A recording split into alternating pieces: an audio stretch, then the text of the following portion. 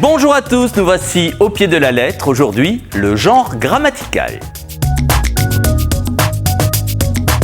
En français, les noms sont répartis en deux classes grammaticales qui correspondent à la notion de genre, masculin et féminin. Comment savoir à quel genre un nom appartient ? Excellente question, mais je n'ai pas de réponse toute faite. Il existe des constantes.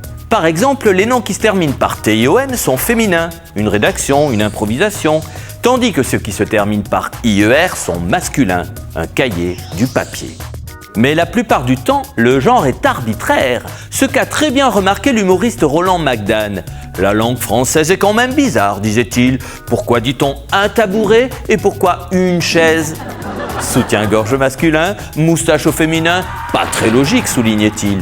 À défaut de résoudre l'énigme, je peux peut-être lui apprendre ce qu'est un nom épicène. Un nom qui ne varie pas quel que soit le genre. Un ou une enfant, un ou une artiste. Sont également épicènes les noms d'animaux qui désignent sans distinction le mâle ou la femelle. La souris blanche que vous avez baptisée Gertrude devrait peut-être s'appeler Robert.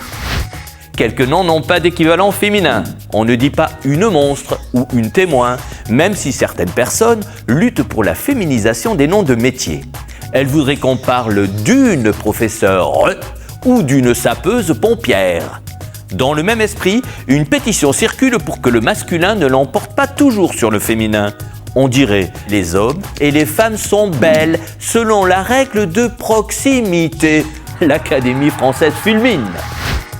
Certains noms changent de sens selon le genre. Je lis un livre qui pèse une livre, je remplis un vase avec de la vase. Pendant que d'autres changent de genre au pluriel, amour, orgue et délice. Après les premières amours, on vit le grand amour. Bizarre la langue française, disiez-vous ? C'est là tout son charme.